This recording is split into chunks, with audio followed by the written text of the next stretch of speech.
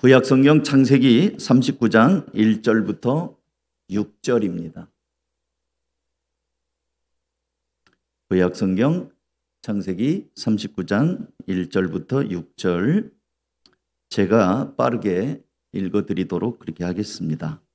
요셉이 이집트로 끌려갔다.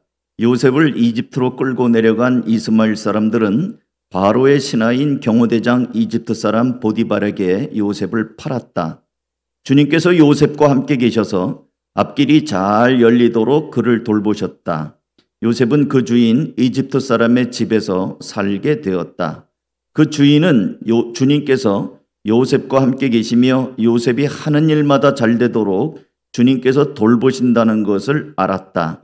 주인은 요셉이 눈에 들어서 그를 신복으로 삼고 집안일과 재산을 모두 요셉에게 맡겨 관리하게 하였다.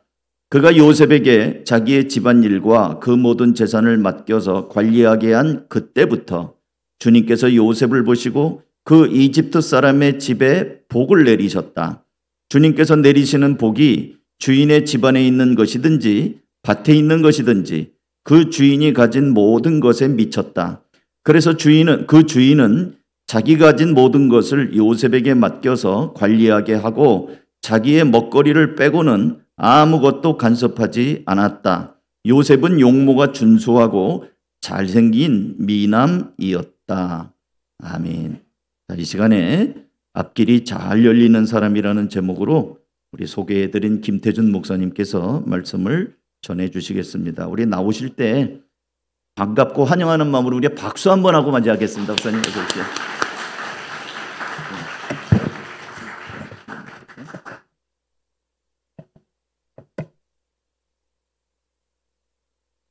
할렐루야. 살아계신 하나님이 이 자리에 우리와 함께 하심을 믿습니다. 2025년 새해가 되어 두 번째 줄 됩니다. 우리 하나님 아버지와 주 예수 그리스도조차 은혜와 평강이 여러분 한 사람 한 사람 위에 또 가정 위에 삶의 터전 위에 충만하게 되기를 축복합니다. 마태복음 5장 보면은 팔복이 있습니다. 심령이 가난한 자는 복이 있나니 천국이 저희 것이며 9번째도 있다고 그래요. 설교를 짧게 하는 자는 복이 있나니 또다시 부름을 받을 것이며 우리 집사람은 설교를 짧게 하라고 아우성이고 저는 보통 하면 30분 내지 40분 이상 하는데 그래서 오늘 걱정이 한편에 되기도 합니다. 어쨌거나 세월이 참 어수선합니다. 난세는 영웅을 만들어낸다고 하기도 하는데 한편에서는 좋은 일꾼들은 숨어버리는 이란 때가 아닐까 하는 이란 생각도 해보게 됩니다. 우리 크리스찬들은 이럴 때 내 역할이 무엇이며 하나님이 지금 내게 어떤 기회를 주고 계시며 어떤 것을 준비시키고 있는지 그리고 세상에 필요한 하나님의 사람으로 무장하고 서 가야 된다고 생각을 합니다. 우리는 또한 살펴볼 것이 세상에서는 어떤 인재를 요구하고 있는지 찾고 있는지 이런 부분도 같이 살필 수 있어야 됩니다. OECD 보고서에 의하면 미래의 핵심 역량을 세 가지로 이렇게 정리를 해준 게 있습니다. 첫째로는 자립심이 있어야 된다 그랬어요. 자립심. 자율적으로 행동할 수 있는 능력을 갖추는 사람이 되어야 된다 그랬습니다. 독립심이죠. 요즘은 젊은이들이 너무 부모를 의존하고 다른 무엇인가를 의존하고 가는 이런 부분이 너무 많다는 이런 이야기를 우리는 종종 듣습니다. 두 번째로는 문제 해결 능력이 있어야 된다 하는 거예요. 문제 해결 능력. 지금까지 열심히 공부하면 공부한 것을 지식을 가지고 활용해서 문제를 해결해 갈 수 있는 이런 역량이 준비되어 있어야 된다 하는 것이죠. 세 번째로는 소통할 수 있는 능력이 갖추어져야 된다 그랬어요. 요즘은 접하는 사람이 너무 다양합니다. 비슷한 한 부류의 사람만 만나고 사는 게 아니라 언어나 문화나 모든 것이 다른 색다른 사람들이 우리 주위에 수시로 접하고 만나는데 소통할 수 있는 능력이 잘 갖추어져 있는 이러한 부분이 필요하다 그랬습니다. 이런 가운데서 우리는 사고 능력이 있어야 되고 창의력이 있어야 됩니다.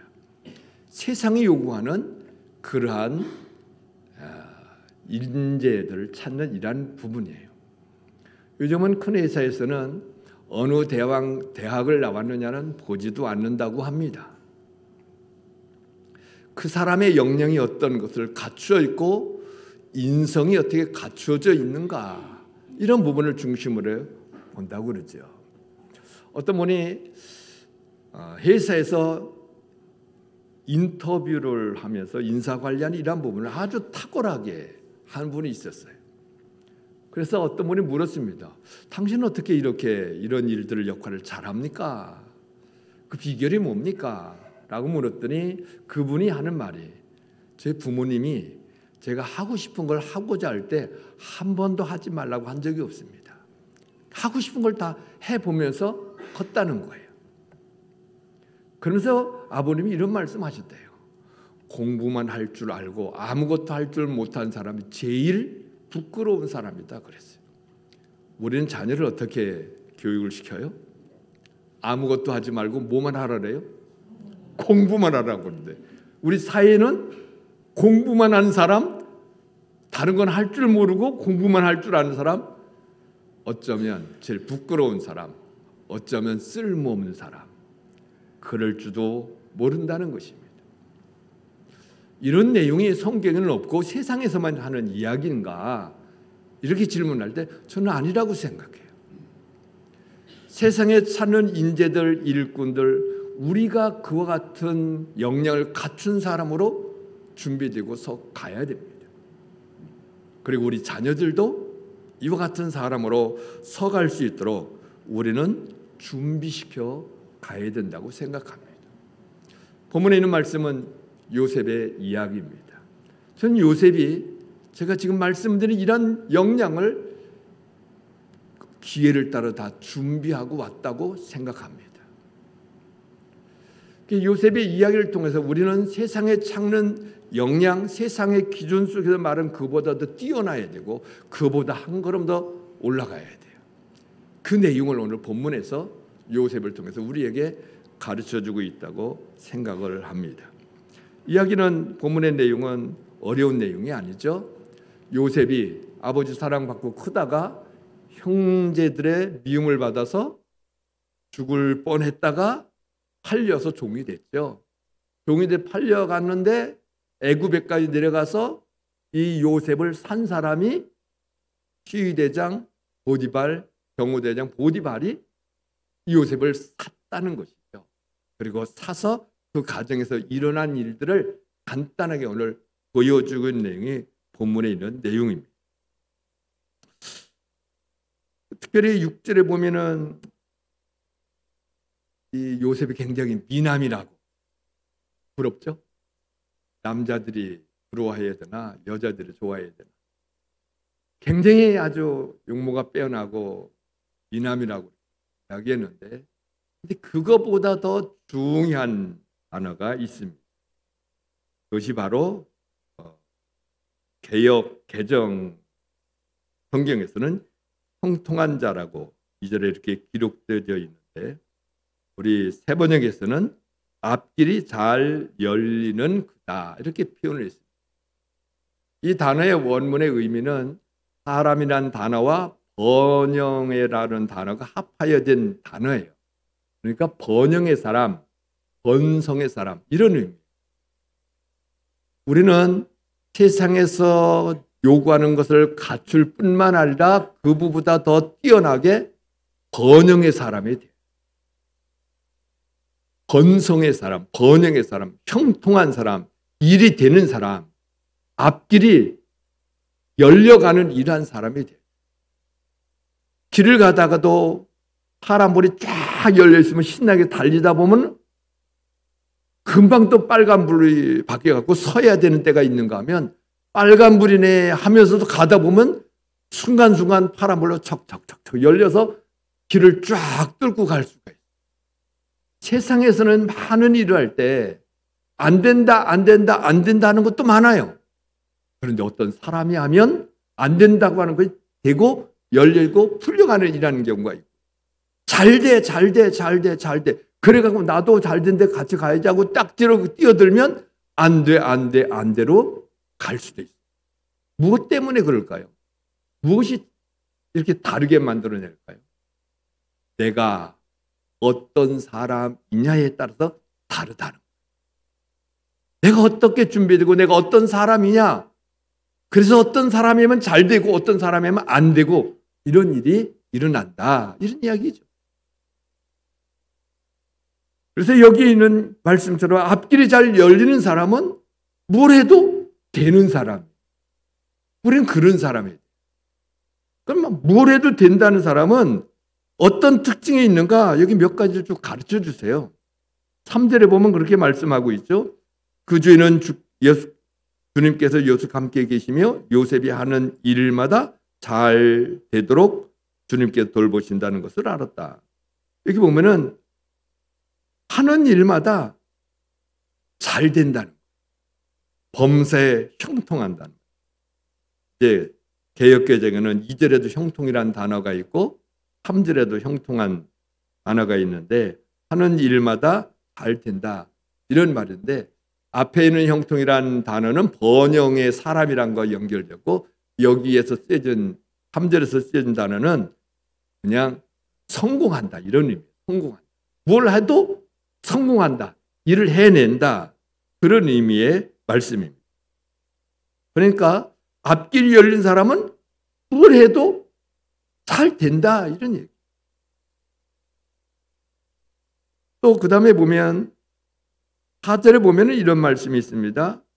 주인은 요셉이 눈에 들어서 그를 신복으로 삼고, 그랬어요. 요셉이 이 주인 보디발의 눈에 들었다는 거예요. 잘 봤다 이거죠. 혹함을 가지고 잘 보고 그를 믿고 맡겨도 되겠다, 이런 신뢰를 얻는 사람이 되었다는 거예요. 이 부분을 두고 개역개정에는 주인에게 은혜를 입었다 그랬어요. 은혜를 입었다. 앞길이 열린 사람, 잘 되는 사람은 이 보디발이 하나님 믿는 사람인가요? 오늘날만은 예수 믿는 사람인가요? 아니에요. 안 믿는 사람.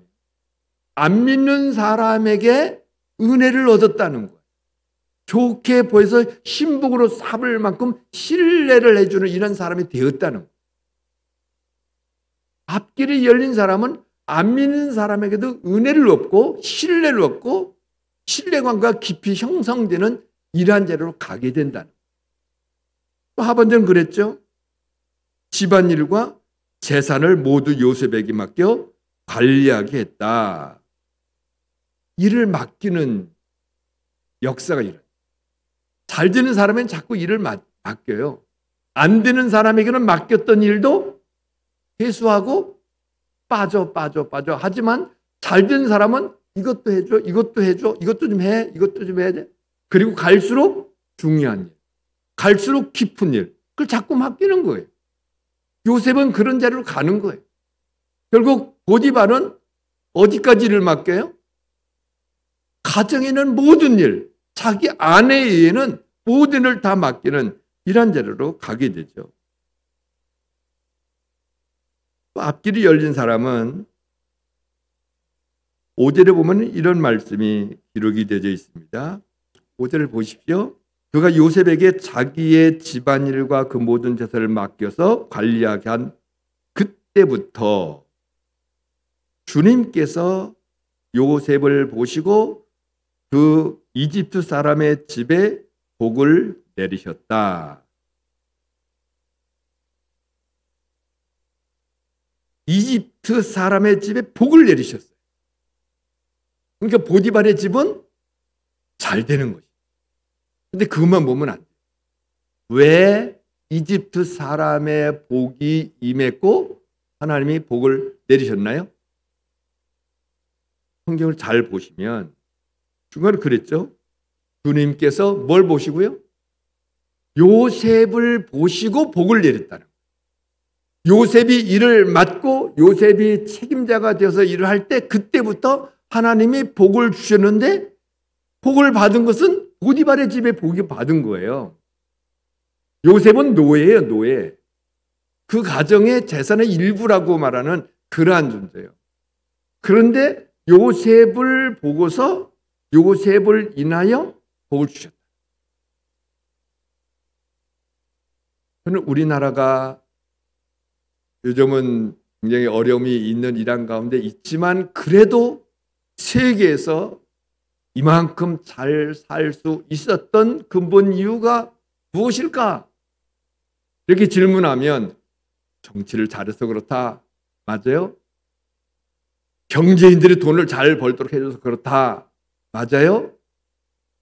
열심히 우리 국민들이 일을 잘해서 그렇다. 맞아요? 저는 부분적으로 다 맞다고 생각해요. 그럼에도 불구하고 역사 이래 우리나라처럼 이렇게 갑자기 번성하고 잘된 나라는 세계에 없어요. 근데 그렇게 된 이유는 저는 크리스찬들이 하나님 앞에 끊임없이 나라와 민족을 위해 기도하고 믿음으로 하나님의 은혜를 구한 믿음의 사람들로 인하여 이 땅이 잘 돼서 저는 그렇게 믿어요. 다른 누구는 그렇게 아니라 말했지만 저는 성경 읽고 묵상하고 제가 신앙의 관점에서 세상을 바라보고 우리 나라를 생각할 때 오로지 하나님께 이 민족 가운데 믿음의 백성의 기도와 헌신 속에 이 백성들 우리 민족들에게 우리로 인하여 믿는 사람으로 인하여 복을 주셨다. 저는 그렇게 확신합니다. 여러분들 저는 그렇게 확신하고 담력을 가지고 어깨를 펴고 이 세상을 살아야 된다고 생각합니다. 저는 이런 이야기를 종종 들어요. 미국인은 어떤 분이 그런 간증하더라고요. 자기가 식당에 가면 식당에 사람들이 별로 없는데 밥을 먹다 보면 그 식당에 사람이 꽉 찬다는 거예요. 이 식당 가면 이 식당에도 사람들이 꽉 차요. 저희 집사람도 그런 얘기예요. 어디 가서 다니다 보면은 우리 가서 있다 보면 사람들이 꽉 온다는 거 식당에. 여러분 예수 잘 믿는 사람이 어느 식당 그 식당에 복을 받아요. 우리 때문에. 우리의 발걸음 때문에. 얼마나 감사한 일이에요. 얼마나 그런 자부심을 가지고 살 수 있는 그러한 메시지예요. 요셉을 보시고 복을 주셨다. 그런데 어디까지 복을 주셨는가?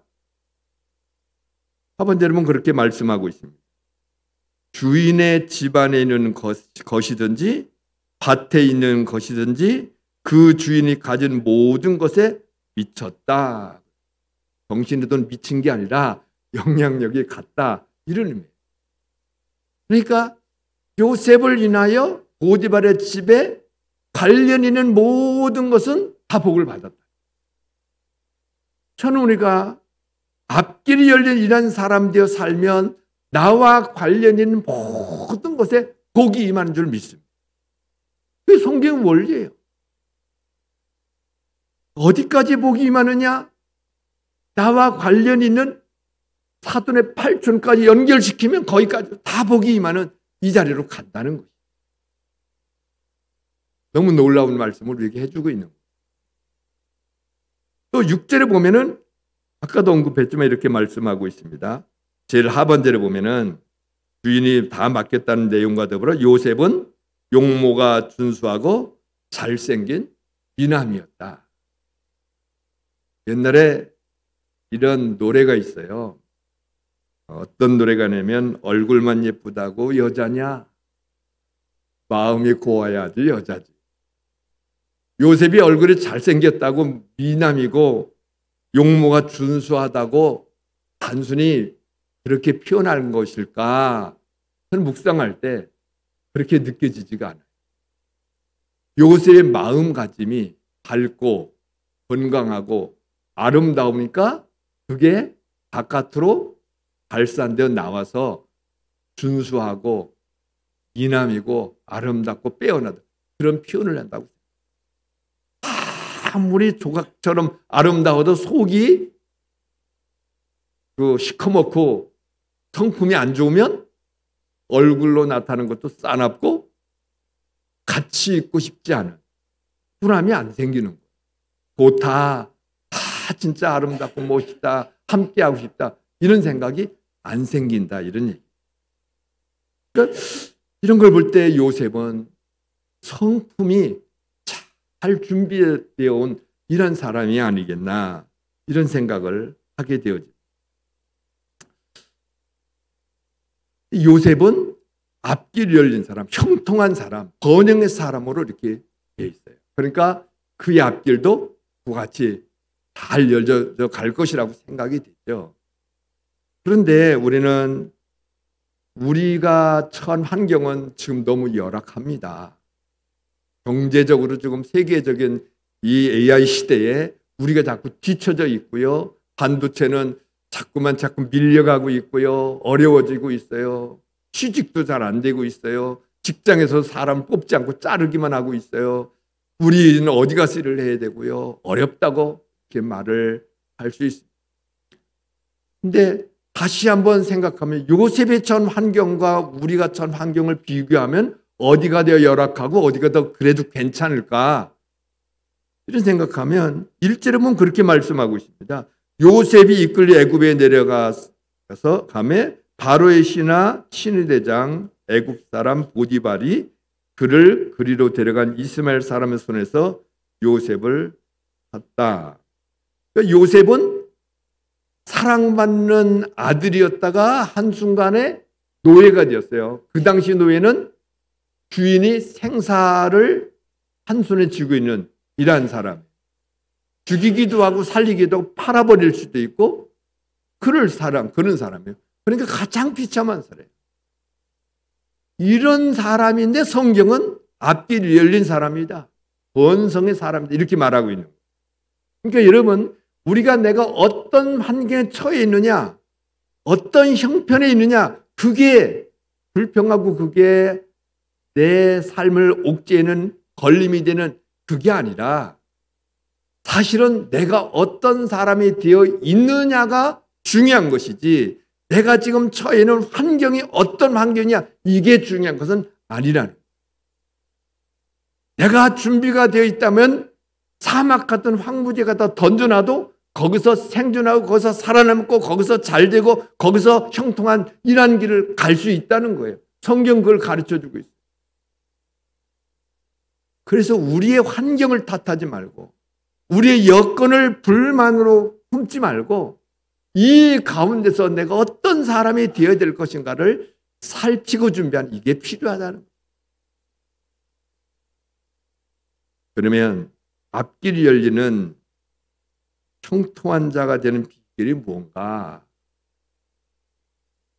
오늘 본문은 핵심을 한 가지를 말씀하고 있는데 그 핵심을 말씀드리기 한 가지만 선행으로 먼저 말씀을 드리면 요셉의 삶을 쭉 묵상하면서 쭉 가보면 아버지 사랑 독차지하던 그런 자리에서 형제 미움을 받았다. 시기와 질투를 받았다. 그리고 죽을 뻔한 죽음의 위기를 넘기고 종으로 팔려가서 보디발의 집에 이제 종으로 들어가게 되었다. 거기서 열심히 일을 하면서 살았다. 그런데 또 나중에 누명 쓰고 감옥에 갔다.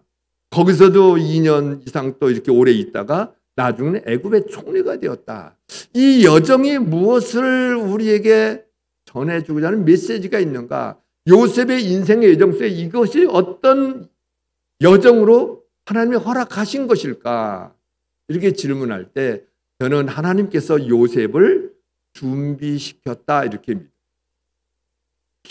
기회마다 어려운 처지. 근데 그 기회가 어렵다 한탄하고 탄식하고 지나가는 세월이 아니라 그 순간순간에 준비할 기회를 하나님이 주셨고 요셉은 그 기회를 놓치지 않고 준비했다.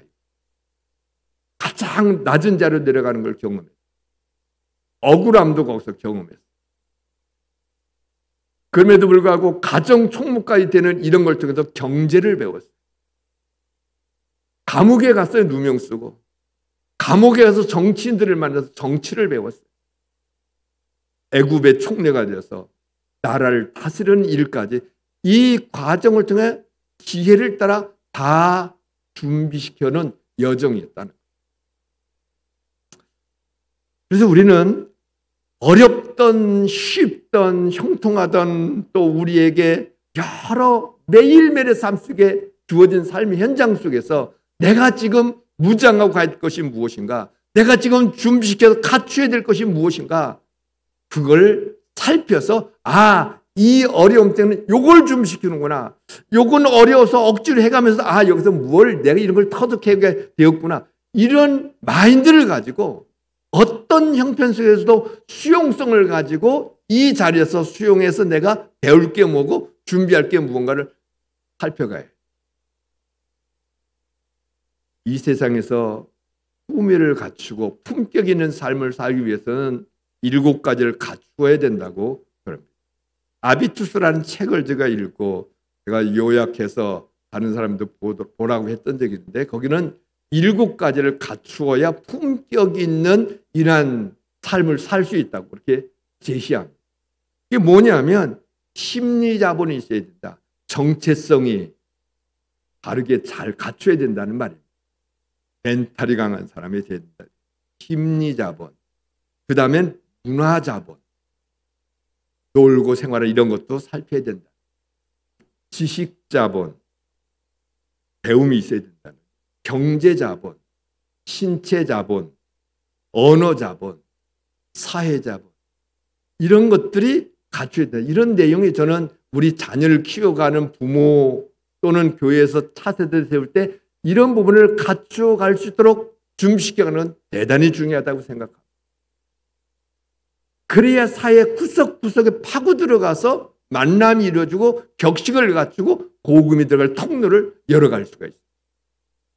말도 안 통하는 수준 낮은 언어를 구사하며 살면서 수준 있는 사람들 만날 기회가 주어지나요? 만날 기회조차 주어지지 않아요. 전도가 될까요? 안 돼요. 갖출 걸 갖추고 내가 그 자리에 안 있어도 그 자리에 있으면 능히 대처할 수는 준비된 사람이 되어 있을 때 그 자리도 갈 수 있고 만남도 이루어지는, 이런 부분들을 준비해 가야 된다 생각합니다. 그것이 보이는 가운데 보이지 않는 가운데 우리가 살펴가야 될 부분이고, 그보다 더 중요한 핵심은 오늘 본문에서 2절에 보면 이렇게 말씀하고 있죠. 2절에 앞에 주님께서 요셉과 함께 계셔서, 핵심은 오늘 본문의 핵심은 제가 말씀드리자는 그거예요. 주님께서 요셉과 함께 하셨다. 주님이 함께 하시는 이 삶을 살면 앞길이 열리는 이러한 삶을 살게 된다는 것입니다. 3절에도 보면 그랬어요. 그 주인 누구예요? 요셉의 주인 보디발이에요. 주님께서 요셉과 함께 계시며, 요셉이 하는 일마다 잘 되도록 주님께서 돌보신다는 걸 알았다. 요셉은 주님이 함께 하신다는 것을 누가 한 거예요? 안 믿는 주인이 알았다는 거예요. 여러분, 주님이 나와 함께 하시면 내가 알아요, 몰라요? 때로는 모를 수도 있겠죠. 그럼에도 불구하고 정신 차리면 알죠. 더 중요한 건 네 옆에 있는 사람이, 저 사람은 주님이 함께하는 사람이 알아챘다는 거예요. 그게 중요한 거예요. 오늘 이 시대 속에서 우리 신앙생활하면서 가장 중요한 것은 안 믿는 사람이, 가까이 있는 가족이나 이웃들이, 직장에서 함께 생활하는 동료들이 저 사람은 주님이 함께하는 사람이야, 그걸 느끼고 경험하고 알 수 있어야 된다는 거예요. 우리 권사님이 이런 이야기예요. 남편이 신앙이 별로 많이 안 좋은데 주일날 낚시하러 간다는 거예요. 낚시하러 가겠다고. 그래요? 잘 다녀와요. 한참 전에 이야기 이렇게 하는 거 잘 다녀오라고 이 권사님은 기도하는 거예요. 하나님, 낚시 못하게 해주세요. 하나님, 가는 길을 막아주세요. 기도하는 거예요, 그냥. 근데 그날 못 갔어요. 남편이 아내에게 하는 말이, 당신 나 못 가도록 기도했지? 남편이 뭘 하는 거예요?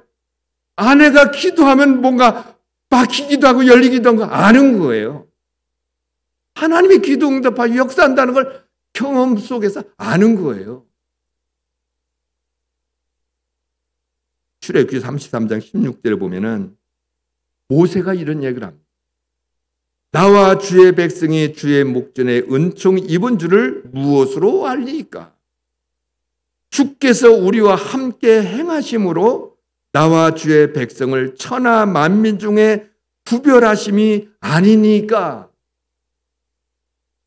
세상 사람과 우리와 구별되는 게 뭐예요? 똑똑해요? 돈이 많아요? 지혜로워요? 아니잖아요. 사도 바울은 고린도 교회를 향하여 말할 때 말씀하지 않습니까? 택하심을 잘 보라. 지혜인 자가 있느냐? 부자가 있느냐? 똑똑한 자가 있느냐? 아니다. 가난한 자, 어리석은 자, 없는 자 이런 사람 불러다 다 세우셨다는 거예요. 그러면 우리가 세상과 우리와 뭐가 다르냐? 하나님이 함께 하시는 것. 그게 세상에 있는 사람과 우리와 구별됨의 핵심이라는 거예요. 그래서 우리는 세상에 나가서 주님이 함께 하신다. 그 증거가 있는 사람이에요. 부원도 마찬가지잖아요. 내 안에 그리스도께서 함께 계심을 내가 알지 못하면 너는 버리운 자이다. 사도 바울이 그랬어요. 주님이 믿고 구원받았고 근데 주님이 내 안에 계심을 내가 알지 못하고 인지할 수 없고 느낄 수 없고 전혀 모른다. 그러면 너는 버리운 자다.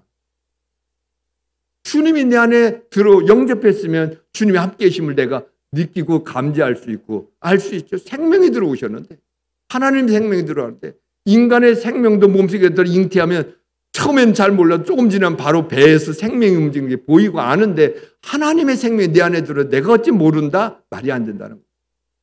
하나님이 함께 하심을 내가 모른다? 물론 못 느낄 때가 없잖아 있지요. 그럼에도 불구하고 하나님이 내가 나와 함께 한다는 거 모를 수 있을까요? 설교자도 알아요. 설교 안 하면 주님이 그래도 함께 하셨구나.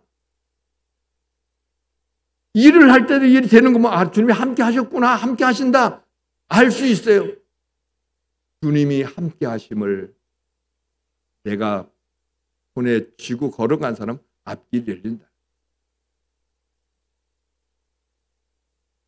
중요한 건 주님이 어떤 사람과 함께 하시냐 하는 것입니다. 예수 믿는 사람에게는 본질적인 것과 관계적인 면에서 함께 하십니다. 영원히 떠나지 않습니다. 그것은 기초이면서 아주 감사한 일한 일이죠. 더 중요한 건 실생활 속에서 매일매일 발걸음 속에서 함께 하시느냐 아니냐. 믿음을 가진 백성들도 함께 하실 때가 있고 함께 하지 않을 때가 있어요. 설교 본론은 지금부터인데 저는 두 가지를 말씀드립니다. 믿음과 사랑 이 두 가지가 하나님이 함께 하시는 핵심이라고 합니다. 믿음은 예수를 주로 믿는 것이고 범사에 그를 인정하는 것이고 잠언 3장 전 너는 범사에 그를 인정하라 그리하면 내 길을 지도하시리라. 범사에 그를 인정하는 좋은 일 때 주님이 여기 함께 하십니다. 나쁜 일이나 어려울 때는 언제든지 힘들 때 어느 때 주님이 여기 함께 하신다. 주님의 역사 속에 있다. 인정하라는 것. 항상. 그리고 주되심을 날마다 고백하는 그러한 자로 가라는 거죠. 변함없이 주를 신뢰하고. 한 번은 권사님이 이런 얘기를 해요. 목사님, 너무 이러이러 어려움이 있어서 기도하고 기도해도 아무런 응답이 없어요. 하나님이 나를 버리신 것 같아. 사랑하지 않는 것 같아. 제가 이야기를 다 듣고 그래요. 권사님, 인생의 여정 속의 삶을 살다 보면은 앞을 보아도 주님이 안 보이고 뒤를 보아도 주님이 안 보이고 우를 봐도 좌를 봐도 동서남북 사방을 봐도 하나님이 안 계실 때가 있어요. 그런 것을 인생의 여정 속에서는 어두운 밤이라고 그래요. 하나님은 그런 어두운 밤을 우리에게 믿음의 사람들의 종종 허락하실 때가 있어요. 그 이유는 동서남북 사방에 아무것도 아니 보여도 그래도 여전히 만군의 주 여호와 우리 주 예수님을 신뢰하느냐. 우리 주님은 그걸 보기를 원하십니다. 그 말씀을 드렸어요. 막 우시더라고요. 답을 얻은 것 같아요. 여러분, 우리의 여정 속에는 욥기를 보세요. 욥 동서남북 사방을 봐도 하나님이 안 계세요. 얼마나 탄식하고 얼마나 몸부림칩니까? 그런데 하나님 나중에 욥이 옳았다 말씀하지 않습니까? 인생의 여정 속에는 어떤 경우도 주를 주로 믿고 신뢰하고 따르는 것. 그게 주님이 함께하는 비밀. 거기에는 두 가지 약점이 거기에 걸림이 되는 게 하나는 불순종. 불순종하면 우리 주님이 함께하지 않아요. 사울왕에게 사무엘을 통해 지적한 그것이죠. 순종이 제사보다 낫다. 그래서 사무엘이 그렇게 외쳤는데 사울왕은 구원받은 백성 아닙니다. 하나님의 사랑의 왕까지 세운 사람 아닙니다. 그런데 그와 함께하지 않아서 전쟁터에 죽었어요. 또 하나는 우상숭배. 우상이라고 하는 것은 하나님 자리에 다른 걸 갖다 놓는 것이 우상이죠. 탐심은 우상이다. 사도 바울은 그랬어요. 그래서 우리는 살다 보면 어느 순간에 하나님이 뒤로 밀리고 우리 예수님이 뒤로 약간 밀리고 다른 게 자꾸 차지할 때가 있어요. 자식이 그럴 수 있고 돈이 그럴 수 있고 명예가 그럴 수 있고 취미가 그럴 수 있고 많은 부분이 그래. 일이 주님보다 더 교회에서 열심히 일이 주님보다 더 위에 올라가 있을 수 있어요. 늘 살펴야 돼요. 우리 마음은 우상을 만드는 제주기래요. 기회만 되면 우상 만들어요. 우상을 철폐시키고 이 작업을 하면서 나갈 때 주님이 함께 하십니다. 또 하나는 사랑. 사랑하면 같이 있고 싶어요. 주님을 사랑하면 같이 있고 싶은 이란 마음이 자꾸 생겨요.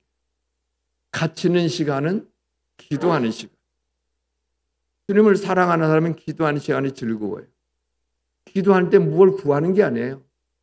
건수를 만들어 그냥 같이 주님하고 함께 있는 거예요.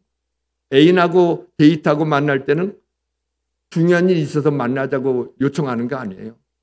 건수를 만들어 갖고 만나는데 목적은 만나는 게 목적이 건수 어떤 일이 중요한 게 아니에요. 주님과 함께 만나는 시간이 행복하고 즐거워요. 그 가운데서는 이런 내용이 함께 있어요. 주님의 말씀을 잘 청종하는 거예요. 신명기 28장 유명하죠? 이 계명을 지키면 주님이 주는 말씀을 잘 지키면 들어가도 복을 받고 나가도 복을 받고 떡반죽 그릇도 받고 뭐 다 복을 받는다고 오늘 요셉을 인해 보디발의 가정에 복이 임하듯 그 내용이 1절부터 14절까지 28장 신명기 28장 1절 14절까지 쫙 있어요. 말씀을 버리면 저주가 쫙 또 나오고요. 여러분 사랑하면 말을 잘 그리고 사랑하면 그분을 기뻐하고 노래하게 돼요. 찬송하게 돼요. 찬송 중에 그는 여호와라고 말씀하고 있지 않습니까? 그리고 또 중요한 것은 그분의 비전이 내 비전이 돼요. 그분의 사명이 내 사명이 돼요. 그래서 사명을 따라 사는 이러한 인생이 되어가는 거예요. 세상 끝날까지 너희와 항상 함께 있을 것이라 어디 있어요? 마태복음 28장 마지막 절 20절에. 그런데 앞에는 19절도 보아요. 너희는 가서 모든 민족으로 제자를 삼아 아버지와 아들과 성령의 이름으로 세례를 베풀고 내가 분부한 모든 걸 가르쳐 지키게 하라. 볼지어다 내가 세상 끝날까지 함께하겠다. 함께하는 그 앞에 전제는 하나님의 우리 주님의 지상 명령을 따라 사명을 따라 걸어가는 사람에게 세상 끝날까지 함께 하시겠다는 말씀. 아까 말씀드렸죠. 예수 믿으면 본질적 관계 속에는 함께 하신다고. 그러나 움직이는 매일매일의 삶 속에서 함께 하시는 증거와 역사에 있는 것은 사명을 따라 걸어가는 그런 사람이 함께 하는 거예요. 왜 빨리 안 끝내냐고 집사람이 그래서 그만하겠습니다. 중요한 것은 주께서 함께하는 사람이 되는 것 그게 최고 중요한 거예요. 그것 없이 다른 건 막 쫓아다닐 필요 없어요. 그것만 이루어지면 형통하게 되고 앞길이 돼서 복을 주는 이러한 자리로 가게 되는 줄 믿습니다. 이 아내가 주께서 함께 하셔서 무엇을 하시든 손을 대는 곳마다 앞길이 활짝 열리고 번성의 복이 임하기를 축원합니다. 기도드리겠습니다. 하나님